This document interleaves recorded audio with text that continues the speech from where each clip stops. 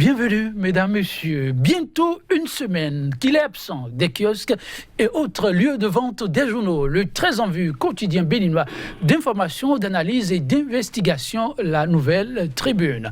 Le mobile est-il encore besoin, mesdames, messieurs, de vous le rappeler? En tout cas, depuis quelques mois, notamment depuis le mois de janvier 2018, le dit journal se serait illustré, je cite, dans un registre injurieux, outrageant et attentatoire à la vie privée du chef de l'État sur la base d'un champ lexical dévalorisant. C'est là, au dire du président de l'instance de régulation des médias AC, le reproche ayant motivé la très controversée décision de suspension après l'émission débat précédent consacré à l'aspect technique du sujet. 100% Bénin, pour ce numéro-ci, voudrait vous proposer le regard croisé de deux consommateurs de produits de médias, mais évoluant dans deux univers différents. Ce sera autour du thème « Liberté de la presse et régulation des médias au Bénin, le consommateur complètement désabusé ».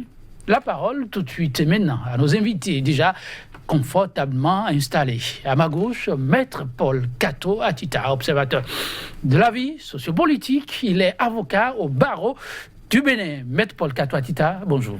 Bonjour. Merci de répondre à notre invitation. Merci de m'avoir invité. Le plaisir est toujours partagé chaque fois de vous savoir disposé à nous accompagner sur un certain nombre de sujets d'actualité et d'intérêt. En face de vous, il a nom Patrick Caman-Poyon. L'homme n'est plus à présenter. Il est coach en politique de développement et gestion de crise. Très actif aussi sur des questions d'intérêt général. Patrick Caman-Poyon, bonjour. Bonjour. Merci pour la disponibilité. Merci. Et toujours actif, en dépit des nombreuses sollicitations. Heureux de le savoir. La presse béninoise passerait depuis peu des heures chaudes et sombres. La Nouvelle Tribune n'est plus disponible dans les rayons. Je vous cite ici l'une des phrases prononcées par le président d'une des associations de consommateurs. Un seul être vous manque et tout est dépeuplé, dit-il. Ici, si la Nouvelle Tribune était comparable à un être, dites-vous que nous en souffrons depuis qu'il n'est plus possible de lire ces lignes.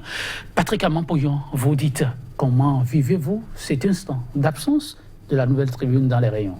Je voudrais simplement dire que, en principe, je devais partir aujourd'hui pour le cinquantenaire du CAMES. Je ne suis pas parti. C'est la preuve que c'est très sérieux pour moi.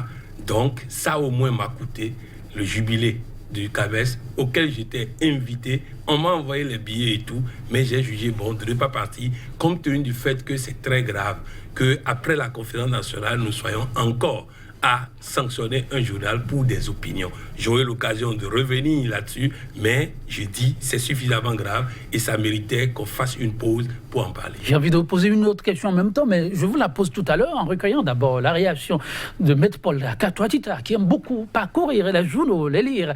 La Nouvelle Tribune absente dans les rayons, comment l'avocat le vit-il? Non, disons que pour tout journal d'ailleurs, suspendre un journal, quelle que soit sa connotation, c'est toujours un problème au regard donc des droits démocratiques. Ça pose de véritables problèmes. Donc un journal absent par suspension, c'est un problème. Un problème au niveau des principes démocratiques. On n'a pas à douter de ça. Sérieux? Oui, ça pose toujours un problème.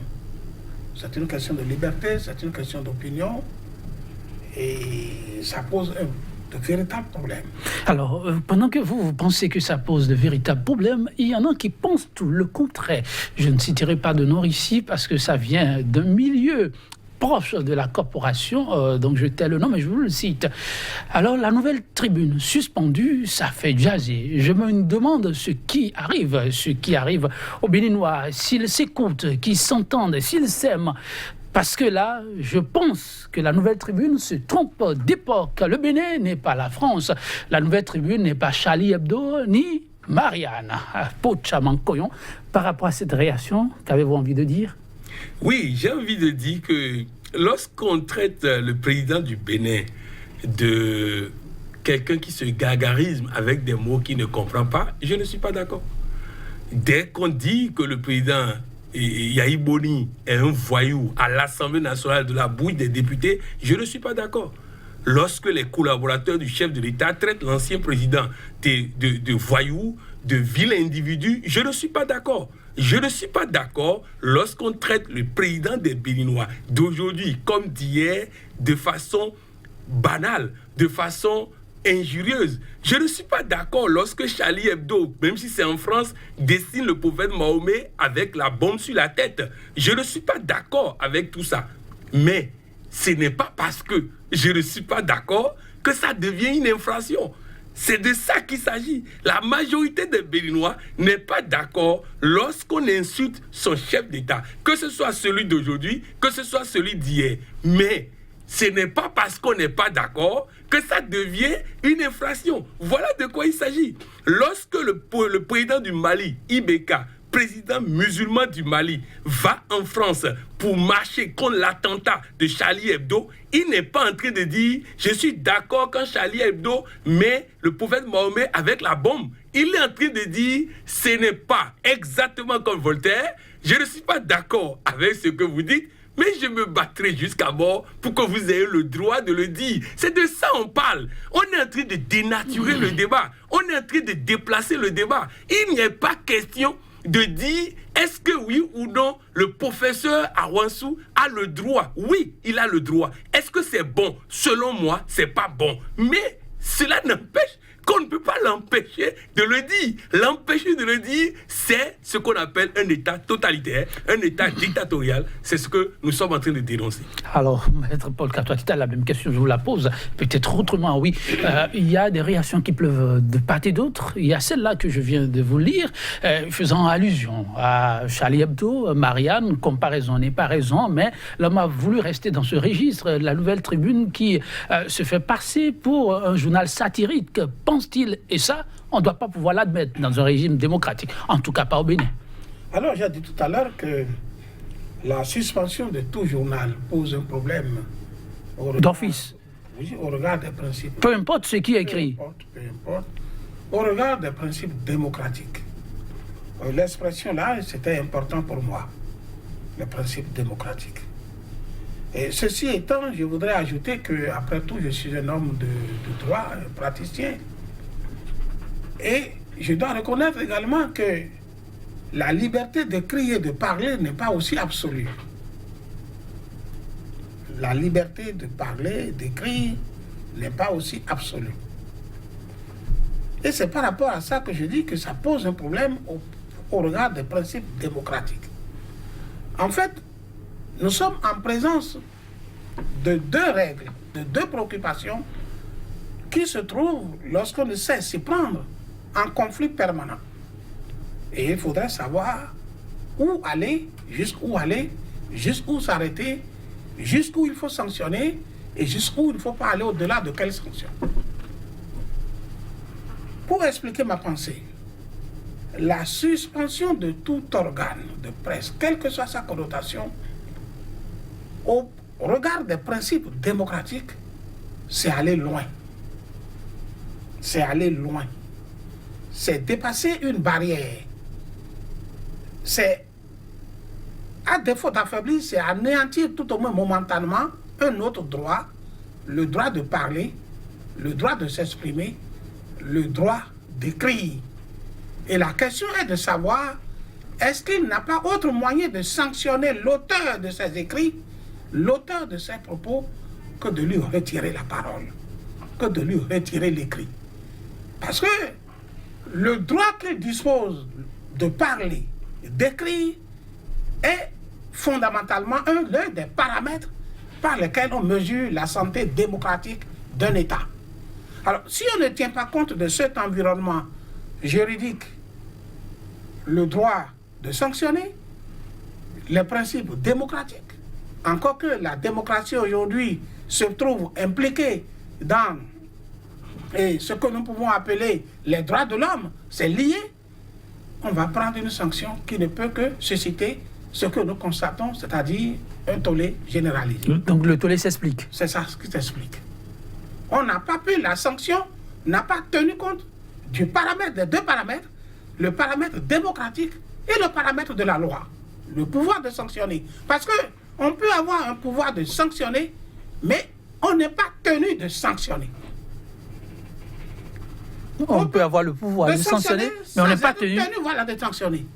Ou on n'est pas tenu d'opter pour telle sanction.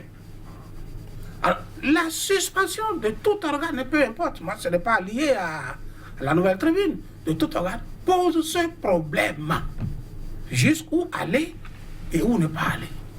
Jusqu'où aller et où ne pas aller. En tout cas, la sanction, elle est prise. Les démarches aussi ont commencé. La Nouvelle Tribune aurait fait des démarches à l'endroit de la HAC. Y aurait-il une audition dans les tout prochains jours? En tout cas, beaucoup l'espèrent. Là-dessus, Patrick Aman-Poyon, comment percevez-vous cette démarche de la part des responsables du journal? Le président de la HAC aussi avait entendu que ces portes sont ouvertes. Apparemment, les responsables de la Nouvelle Tribune ont saisi l'occasion pour s'y engouffrer.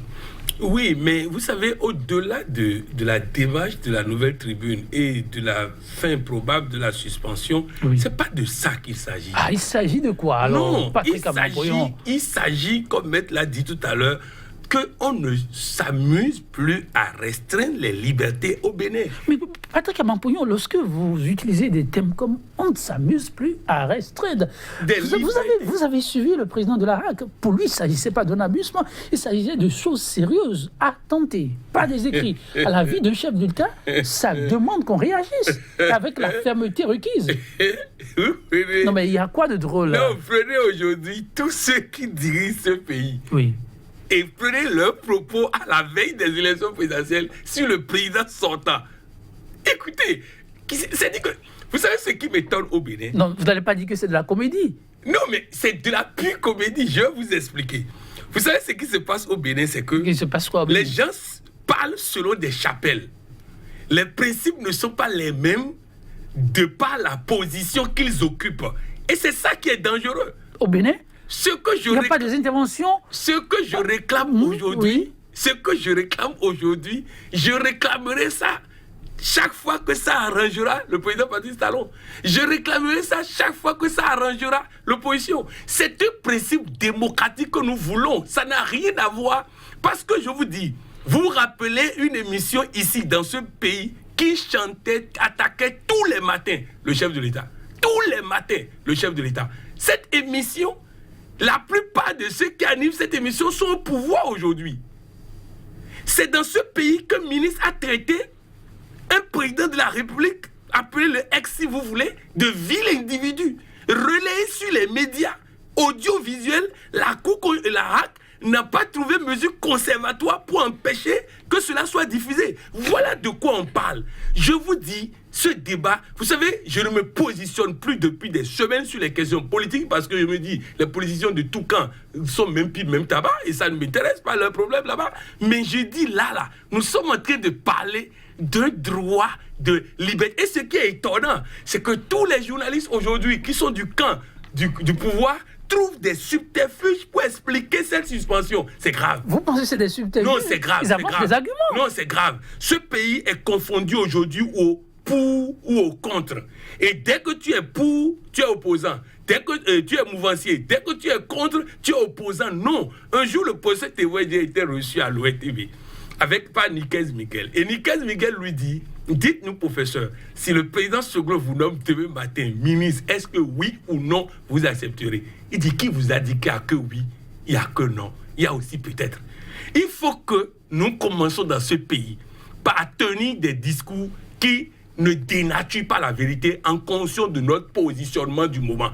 Oui, les propos tenus, je les dénonce, mais je dis, comme Voltaire, nous avons le droit de nous battre pour que cela soit dit. Et mieux, je vais vous dire, le président de la HAC a amplifié les propos du professeur René Awansou. Parce qu'à cause de son acte, le monde entier a lu ces propos-là. Moi, je n'avais pas lu ces propos. Moi, je ne connaissais pas ces propos. Par la décision de la HAC, le monde entier a lu ces propos. Il a donc non seulement, au lieu de prendre des mesures conservatoires, il a pris des mesures amplificatoires de ces propos-là. Oui, maître, là, je m'interroge.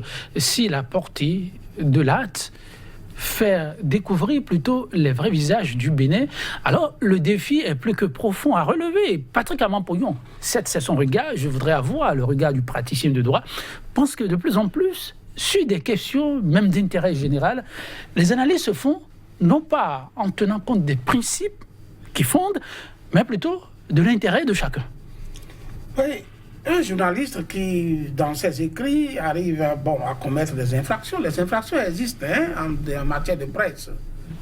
Vous avez les injures, vous avez la diffamation, vous avez les offenses au chef de l'État, etc.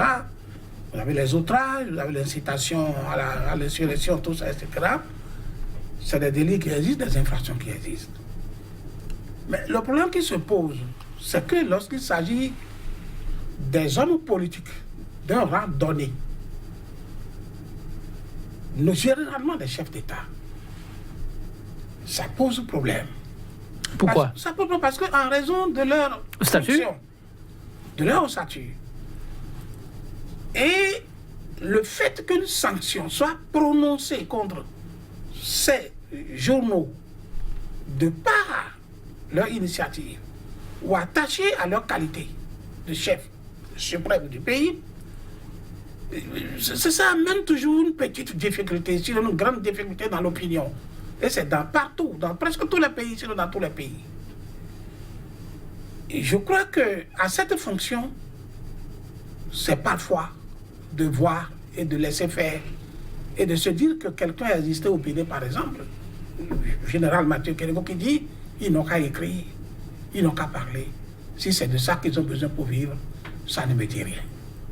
Parce que... Parfois, le chef doit pouvoir dire ça. Je dis ça. C'est pourquoi tout à l'heure, j'ai dit avoir le droit de sanctionner, mais ne pas sanctionner quand on a une certaine fonction. Parce que, j'ai dit tout à l'heure, c'est un paramètre qui permet d'évaluer la santé démocratique. Et au regard des droits de l'homme, lorsque vous sanctionnez d'une certaine manière un journaliste parce qu'il a écrit, on ne voit plus la faute qu'il a commise au plan pénal. On ne voit plus qu'il a commis une diffamation. On ne voit plus qu'il a commis une offense au chef de l'État. On ne voit plus qu'il a commis un outrage.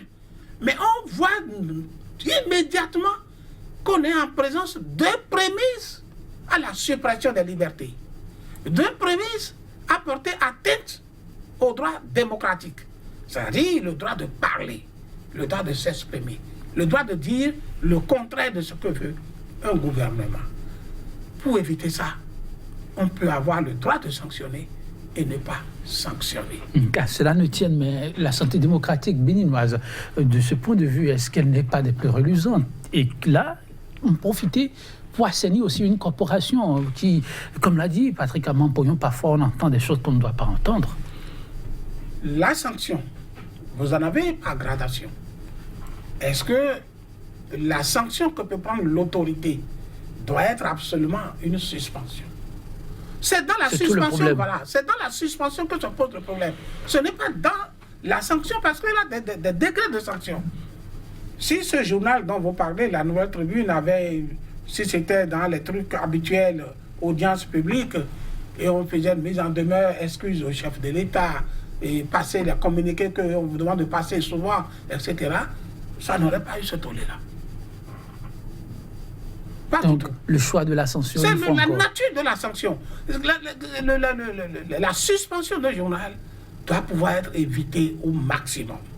Parce que cela ça se perçoit au plan politique, au plan des principes démocratiques, comme les débuts d'une marche de répression, une marche de limitation draconienne des espaces de liberté et d'expression. Pendant que l'ampleur, la fermeture ou la suspension de la Nouvelle Tribune, mon cœur saigne encore, saigne et toujours pour ces journaux et radios auxquels on n'a plus accès. Des chaînes de télévision aussi. Et là, je cite Robin Akromessi parlant de l'Uniafrica TV, la Béninoise TV. Pour m'en arrêter là, Patrick Aman-Poyon, ça fait comme si on vient remuer le couteau dans la plaie, non? Non, au fait, c'est de ça il s'agit. C'est pourquoi je vous ai dit que si vous voyez ça en termes de nouvelles tribunes, on est en train de décorer. Ce n'est pas en termes de nouvelles tribunes. C'est-à-dire que nous avons une opportunité flagrante pour pouvoir dire au président de la RAC, trop c'est trop. Nous avons une opportunité flagrante. Rappelez-vous, la radio la plus équipée du Bénin, la radio la plus écoutée, je dis même la plus, en intégrant la radio nationale, aujourd'hui, on ne sait pas dans quel état c'est, à cause de piratage, à cause de menaces de retrait, de choses là. Non, c'est-à-dire nous sommes dans une situation où tout journaliste digne de nom doit pouvoir dire au président de la RAC, c'est pas bon. C'est pas bon parce que même quand vous prenez la décision, mais vous savez, quelle est la nature de la RAC au plan constitutionnel, dans l'esprit du constitutionnalisme? C'est de protéger la presse. C'est-à-dire que le chef de l'État doit s'attaquer à la nouvelle tribune et la RAC va protéger la nouvelle tribune. C'est pourquoi on a créé la RAC. Mais la RAC aujourd'hui est devenue la direction de la présidence chargée de réprimer les journalistes indélicats vis-à-vis de la présidence. Il y a un problème. C'est un remue-ménage total. C'est les constituants. Mon Seigneur s'est réveillé dans sa tombe. Il ne comprend rien dans ce qui se passe aujourd'hui. Et vous l'avez vu? Oui, je l'ai vu. Non, c'est pour dire, c'est très sérieux. C'est pour dire, il faut que nous comprenions de quoi nous sommes en train de parler. Ce n'est pas une nouvelle tribune. C'est-à-dire qu'il y a un bon matin, on s'est levé, on ferme les locaux de Sika TV, et puis vous avez parlé de la Béninoise TV. La question est, au lieu d'aider les gens à se mettre dans les règles, on veut les supprimer. J'ai eu ce problème-là au Bénin. J'ai créé une école qui prend les élèves dits tarés et les ramène dans le système éducatif. Ces enfants sont aujourd'hui à la gendarmerie. Vous allez aujourd'hui à la direction générale de la police républicaine du Bénin, vous avez des gens qu'on avait dit tarés, renvoyés à la maison, que j'ai pris, préparé un an, retourné au BPC, qui ont eu le BPC, qui sont aujourd'hui là-bas en train de travailler. Mais à l'époque, qu'est-ce qu'il fallait? Ce n'est pas conforme à la loi. J'ai dit oui, mais votre loi n'a pas prévu qu'on rattrape ces jeunes que vous avez renvoyés du système. Donc, trouvons une solution. Le ministre Alarassa s'est battu juste pendant qu'il était là pour qu'on trouve une solution, mais il a suffi pour qu'il parte. 3 ans de combat. Et quand le président Kérékou a fini par siffler la fin de la récréation, vous imaginez 3 ans de combat pour un jeune de 29 ans qui prend ses ressources pour faire école gratuite et on lutte contre ça. Voilà de quoi il s'agit. Si nous faisons les choses pour aider le développement, pas de problème. Mais si nous faisons les choses parce qu'on a le pouvoir, on doit réprimer, on doit faire ceci. Qui sont les victimes? Les victimes, c'est ceux qui lisent ce journal, qui est l'un des plus neutres de ce pays, ceux qui lisent ce journal, ceux qui ont cette information, qui sont privés du droit de savoir, du droit d'être informés. Et si on ne fait rien, nous allons avoir un jour, tout ce qui ne plaît pas sera fermé, tout ce qui plaît sera autorisé. Voilà de quoi il s'agit. Tout ce qui ne plaît pas sera fermé, tout ce qui plaît sera disponible. Le Bénin n'a pas fait ce choix. Et les tests Medcato-Atita existent pour permettre au Bénin de pouvoir respecter les fondamentaux qui longtemps ont fait sa fierté, n'est-ce pas? Les tests existent. Tout à l'heure, j'ai dit qu'il a des infractions qui peuvent être constituées à partir d'un écrit de journal. Donc les tests existent. Au niveau de la HAC, l'organe de régulation, les tests aussi existent. Mais il faut toujours savoir faire la part des choses et se dire de manière constante que même si on a le droit de sanctionner, je ne dénie pas le droit de sanctionner, ou si même on a le droit de porter plainte, je ne dénie pas ça. La matière dans laquelle nous nous trouvons, qui est une matière de presse, qui est à cheval sur une matière pénale, à cheval sur les principes démocratiques, à cheval sur les droits de l'homme, est tellement sensible qu'il a des sanctions qu'il faut éviter. Parce que lorsque vous prenez certaines sanctions, ça j'insiste dessus, on ne voit plus qu'il a infraction. On ne voit plus qu'il a une faute. On ne voit que l'atteinte aux droits de l'homme. On ne voit que l'atteinte aux principes démocratiques. Et ça a comme conséquence de ternir l'image des gouvernants, l'image du pays. À partir de ce moment-là, je pense qu'il faut s'abstenir. Il faut trouver d'autres sanctions que la suppression. Vous savez, dans mes lectures, il m'est arrivé de lire une fois dans le répertoire de l'encyclopédie Dalloz sur l'offense au chef de l'État.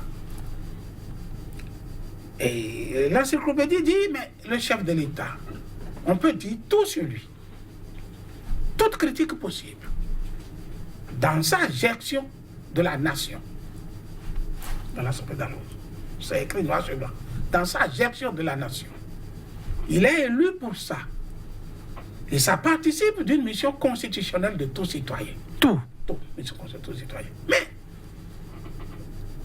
l'encyclopédie s'interroge, mais c'est également de ce même droit qu'on tire argument pour poursuivre le citoyen. Il n'a pas partagé l'avis de poursuite lorsqu'il s'agit des fonctions du chef de l'État. Mais constate que c'est toujours de ça qu'on tire pour poursuivre. Donc, ça veut dire quoi? C'est un domaine assez complexe. Et parce qu'il est complexe, il faut savoir sanctionner. Et je pense qu'il faut éviter des sanctions du genre suspension. Il faut éviter ça. Parce que ça donne une autre évolution au problème qui est posé et que l'on peut régler autrement. En tout cas, au niveau du milieu, la coopération même, la mobilisation, elle est plus que forte. Au-delà des communiqués conjointement passés et diffusés par l'UPMB et CNPA Bénin, l'UPMB annonce une fois encore, Patrick Amon-Poyon, une série d'actions si, dans les tout prochains jours, rien de concret n'est fait. Est-ce que cela s'impose dans le contexte actuel avec tant de plaidoyers? Ne faut-il pas plutôt laisser les choses se faire carrément que d'avoir un ton menaçant? Ah non. Non, moi je crois que d'abord toute la presse béninoise tous les jours doit publier sur cette affaire. Tous les jours. Tous les jours. Tous les jours. Vous êtes un pouvoir. Et c'est maintenant que vous devez montrer que vous êtes un pouvoir. Tous les jours. Pourquoi publier tous les jours? Tous les jours. Ça ne va pas fatiguer les téléspectateurs, lecteurs et autres? Non, ça va les fatiguer. Parce qu'ils seront... Vous savez, le président de la HAC a terni l'image démocratique du Bénin.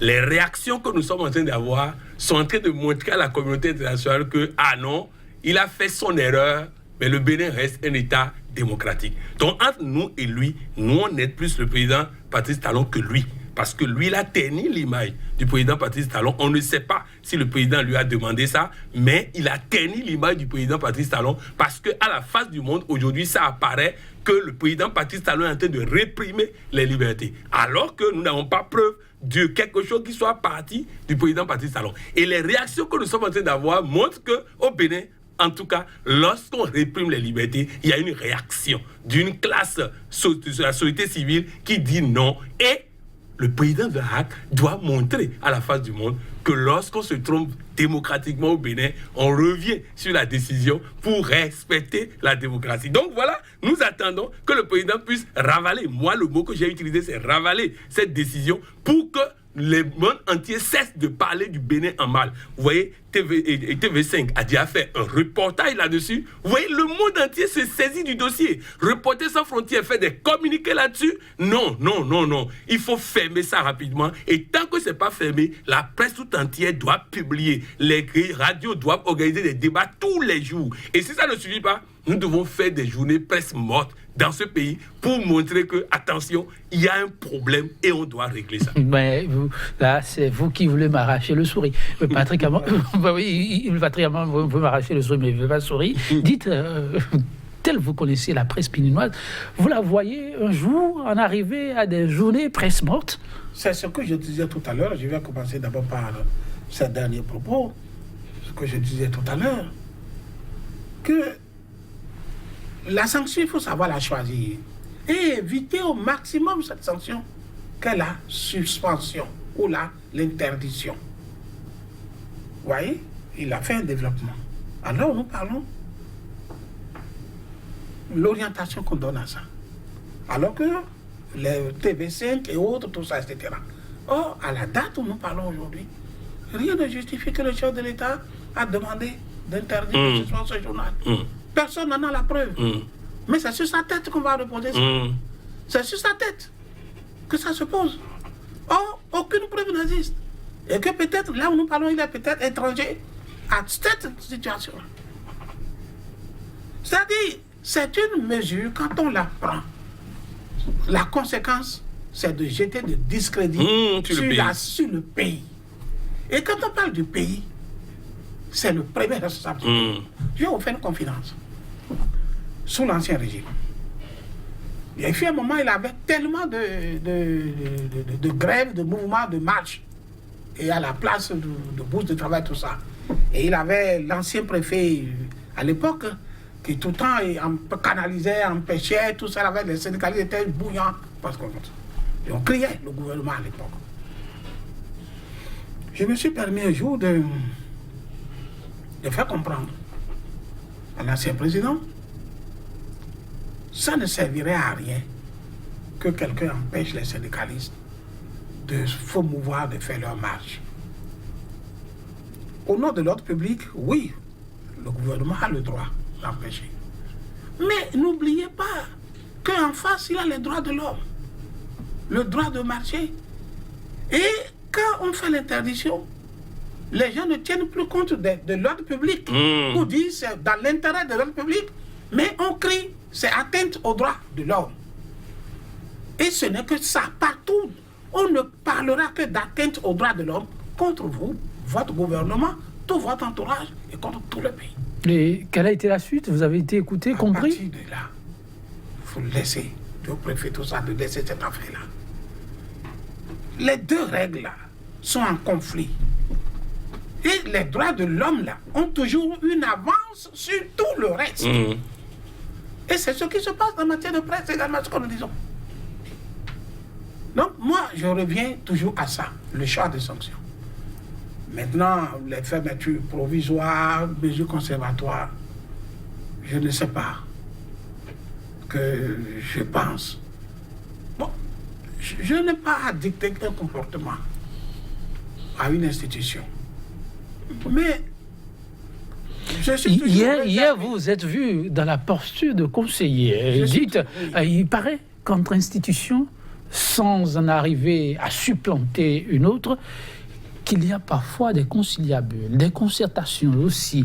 Alors, dans le cas d'espèce où on se voit en train de crier trop le nom du chef, sans que le chef ne soit forcément associé à ce qui se joue, le chef peut-il souffler à l'oreille du président de l'autre institution de revoir sa copie? C'est faisable. Je vous dis quelque chose. Mais tout en répondant à ma question. Bien sûr. Pour ceux qui ont eu l'occasion rare d'être proche du chef, surtout du premier citoyen du pays. Oui. J'en ai eu l'occasion il y a quelques années. Tout à fait. Mais tout ne vient pas du chef. Mais lorsqu'on crie, ne vient pas du chef. Mais lorsqu'on crie tout le temps le nom du chef, est-ce que le chef a une oreille qui reçoit ou bien ça se fait de sorte que ces cris-là ne parviennent pas au chef? Les charges sont énormes. Même quand ça crie comme ça? Il l'écoute souvent. Il entend parler. Il entend parler. Il entend parler, mais de par moment... Ça vient fleurer juste l'oreille. De par moment, ces charges sont élevées, énormes. Énormes. Et il a confiance à l'entourage. Parce qu'il a toujours un groupe de gens, 5, 6, 8, une dizaine, qui sont des fidèles autour de lui. Et à qui il place une confiance. Qui peuvent lui dire que c'est un épiphénomène. Pas de confiance. Alors donc, c'est un peu délicat. Quand on n'a pas fait le milieu, il y a des choses qu'on ne comprend pas souvent. Patrick Amampolon, oui, allez-y. Pour revenir à votre question de savoir si la presse béninoise peut faire tout ce mouvement, je crois que je ne pense pas. Nous n'avons pas encore cette maturité-là. Nous n'avons pas cette maturité-là. Notre peuple n'a pas cette maturité. À moins que je me trompe. À moins que je me trompe. Si les journalistes béninois peuvent le démontrer, je ne sais pas. Mais à votre expérience, vous voyez que cette maturité n'y est pas encore. Je ne pense pas que vous soyez en train de vous tromper, non. Oui, Patrick Amampolon, je disais tout à l'heure, entre institutions, ça change tout de même parce que les institutions sont appelées quand même à se côtoyer. Alors de ce point de vue, lorsqu'on en arrive à crier comme ça le nom du chef à tue-tête, le chef n'a-t-il pas la possibilité de souffler à l'oreille de son collègue ou du collaborateur, pour l'appeler ainsi, respectueusement, de revoir un peu la décision? Je connais des pays où le président a dénoncé publiquement le fait qu'il n'est pas solidaire d'une décision publiquement qui a été mais ça fait pas non, bien non. Été prise pour l'arranger. Il a publiquement dit il se désolidarise de cette décision. Vous pensez que dans le cas d'espèce, le président pourrait publiquement dire qu'il se désolidarise? Parce qu'il est celui qui porte les conséquences. Il est celui qui porte les conséquences. Dans le monde entier, personne ne connaît le président de la Hague. Pour tout le monde, Patrice Talon est en train de restreindre les libertés. C'est ce que le monde retient. C'est parce qu'ils ne connaissent pas un président de la Hague. Donc c'est de ça qu'il s'agit. Ça veut dire que s'il ne fait rien, c'est son image à lui qui est en train d'être ternie. Je vous dis, je ne vois pas le président Patrice Talon en train de s'occuper de... Quelqu'un a dit dans une presse qu'il se gargarise. Je ne vois pas le président Patrice Talon s'occuper de ça.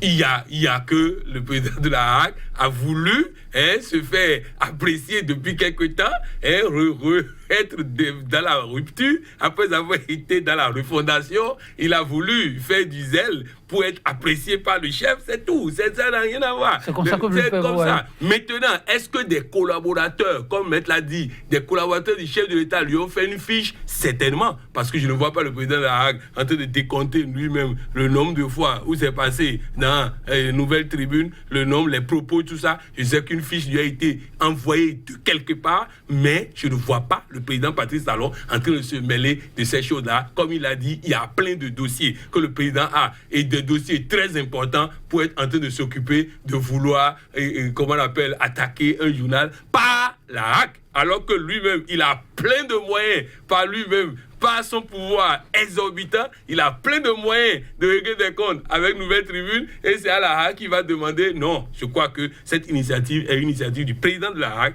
qui teigne l'image, malheureusement, de notre président, et nous devons faire en sorte que cela ne puisse pas se perpétuer, parce que après TV5, France 24 finira par s'en mêler, et Reporters sans frontières finira par faire un tollé là-dessus. Nous allons avoir la presse américaine. Non, franchement, il faut qu'on puisse régler ça rapidement pour que cette image du Bénin soit corrigée. Au nom des prérogatives de séparation du pouvoir et du respect de la mission assignée à chaque institution, le chef de l'État a pris la responsabilité de ne plus faire d'injonction sur des dossiers concernant chaque institution de la République. Maître Paul Katoatita, vous en savez quelque chose, vous l'avez suivi, et c'est au nom de ce principe que lorsqu'il y a eu fermeture d'un certain nombre d'organes, le chef de l'État ne s'est pas prononcé. J'ai parlé tout à l'heure de la Béninoise, de Winafrica TV, pour m'en arrêter là. Il y a une chaîne de radio dont les fréquences sont brouillées jusqu'à présent, pour ne pas la nommer, sur la IFM. Le constat est celui-là. Mais aujourd'hui, est-ce qu'on ne demandera pas trop au chef de pouvoir intervenir dans un dossier comme celui-là? C'est vrai qu'hier, en 2016, avant les élections, lui-même a dit c'est toujours mieux de laisser la presse libre que de la museler. Mais pourtant... Je vais vous dire quelque chose. Par rapport à ma question, bien entendu. La réalité du pouvoir est tout autre chose. La réalité du pouvoir est tout autre chose. Lorsqu'on n'est pas au pouvoir, c'est également autre chose. Et je vais vous dire, ça peut vous surprendre, les critiques qu'on fait à un chef aujourd'hui, rien ne prouve que si vous étiez à sa place, vous ne poserez pas les mêmes actes pour subir les mêmes critiques. La gestion du pouvoir est très délicate. Et c'est celui qui ne l'a pas exercé une fois, ou celui qui n'a pas approché quelqu'un qui l'a exercé, qui n'en prend pas la mesure. Nos chefs d'État ont beaucoup à faire. J'ai dit tout à l'heure qu'il a toujours un cercle restreint, par gradation, autour d'eux, du moins pour ce que je sais, et qui prennent certaines initiatives. Il vous l'a dit, peut-être le président de la République ne sait rien de comment le président de la Hague est arrivé à faire cette fermeture. Ça peut être d'initiative d'un collaborateur qui, lui, dit « Je suis responsable, moi, vis-à-vis du chef de l'État, Et peut-être que lui-même ne s'en rend pas compte en tant que chef de l'État. Un jour, banalement, il peut m'interpeller sur la question. Il faut que je puisse me justifier. Et ça, rien lui dit, du tout, rien lui dit. Il demande à la Hague, faites quelque chose, ça, ce n'est pas bon. Et peut-être jusqu'à l'instant où on dit qu'on a fait une suspension, il n'a même pas encore eu l'occasion de rendre compte au chef pour dire, j'ai pris, c'est moi qui suis à la base de ça. Ça sortira de sa bouche un jour, fortuitement, à une séance. Donc, c'est un peu complexe. Et les responsabilités, malheureusement, c'est toujours sur la tête a priori du chef. Chef que ça retombe. Oui, c'est pourquoi la même question, je vous la repose aussi. Le chef qui, hier, en 2016, a clamé, a crié à cri qu'il vaut mieux une presse qui dérape qu'une presse muselée. Et sous son mandat, déjà, un certain nombre d'organes de fermés. Et ça continue. Une autre fréquence de brouillé. Aucune issue. Le président de la Hague, par rapport au dernier cas, se dit impuissant. Et là, une autre fermeture. Alors, le chef s'est engagé aussi au respect de la mission assignée à chaque institution. Pour d'aucuns, ça paraît de trop pour que le chef crie à haut sur le bonnet. On y est vraiment? Non, il y a deux choses. D'abord, quand la Cour constitutionnelle prend des décisions qui n'arrangent pas le chef de l'État, il commente. Alors pourquoi il ne commenterait pas les décisions qui n'arrangent pas son peuple? Donc, s'il a pu commenter les décisions qui ne l'arrangent pas lui, il peut commenter aussi les décisions qui n'arrangent pas son peuple. Ça, c'est la première chose. La deuxième chose, c'est que, ouais, si nous rentrons dans cette logique-là, ça veut dire que tout ce qui est dans le programme d'action du gouvernement et que les institutions ont bloqué, le président n'est pas responsable de ça. Voilà ce que nous sommes en train de dire. Quand le chef de l'État promet lui-même que sous lui, la presse sera indépendante, ça veut dire qu'il n'avait pas appréhendé le fait que la Hague avait un pouvoir.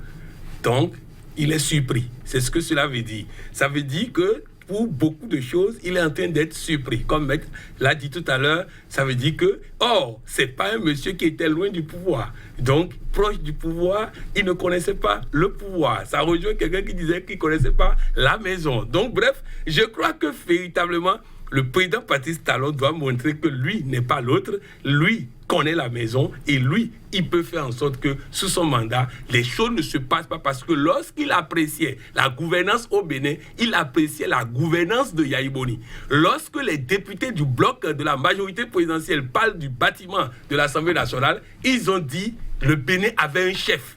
Très bien, le Bénin a un chef. Le chef n'a qu'à faire en sorte que son pays ne soit pas terni à l'international et que l'image de son pays soit restaurée. Vous voyez, c'est des choses, et certains vont penser qu'on peut faire comme Soleil FM, on peut faire comme Sika et laisser passer, mais là, il s'agit d'une erreur stratégique. Vous savez, quand les terroristes avaient occupé le nord du Mali, ils faisaient tout ce qu'ils voulaient. Ils ont fait l'erreur d'attaquer Kona pour prendre Kona. Et quand ils ont pris Kona, ce qui pouvait être une victoire est devenu leur cauchemar. Je crois que c'est ce qui s'est passé aujourd'hui en touchant la Nouvelle Tribune sur un fait qui est aussi difficilement appréciable à partir de cet instant. Je crois qu'ils ont fait une erreur stratégique qu'il faut corriger rapidement avant que ça ne devienne un tollé au plan mondial. Je sais que des chefs d'État étrangers, des ambassades ont déjà saisi le chef de l'État pour demander des explications à nos ambassadeurs et tout ça. Je sais que ça grouille à divers niveaux et ça va grouiller davantage, mais il faut que véritablement le président appelle le président de la Hague pour dire: mon gars, tu n'as pas besoin de me protéger, j'ai un très bon avocat qui est mon ministre de la Justice même, et qui est capable de me défendre, donc laisse tomber, ne te mêle pas de ce qui nous regarde. Je crois que le président peut le faire pour que nous puissions sortir par le haut de cette affaire. Maître Paul Katoatita, sur la question qu'avez-vous de fondamental à dire comme appel à l'endroit de ceux-là qui nous suivent, et on va clôturer cette émission. Je vais revenir toujours sur ce que j'ai toujours dit depuis le début. Éviter des sanctions du genre interdiction, suppression, suspension des organes de presse. Je veux dire, éviter tout ce qui peut entraver durablement le bon fonctionnement des organes de presse. Et à la presse, vous n'avez rien à dire elle-même? La presse, Qu'est-ce que vous voulez que je dise? En tout cas, vous avez la Je vais parole. vous dire, je vais me référer toujours au président Oui. président Kérékou. Ils n'ont qu'à écrire. Si ce qu'ils écrivent, ça va leur permettre de vivre, ils n'ont qu'à écrire. Merci, Maître Paul Katoatita. Oui, Patrick Amampoyon, 30 secondes. Non, je voudrais simplement dire que la presse n'a qu'à être plus responsable que ça et savoir que quand on touche l'un d'entre eux, il faut qu'ils soient solidaires. La solidarité est la force de la presse. Mais si, à cause des intérêts de ventre, quelqu'un est touché et on ne peut pas soutenir ça, je crois que c'est vraiment un danger pour la presse béninoise. Merci, Patrick Amampoyon. Merci à vous, Maître Paul Katoatita. Mesdames, Messieurs, un grand merci aussi. Que ferions-nous et que serions-nous sans vous? Rien, absolument. 100% Bénin, c'est tout pour le numéro du jour. Je prends congé de vous sur cette citation du penseur et écrivain français des Lumières, Charles de Montesquieu. Je le cite, « Il n'y a point de liberté si la puissance de juger n'est pas séparée par la puissance légitime et de l'exécutrice. » Merci pour votre aimable attention. À demain.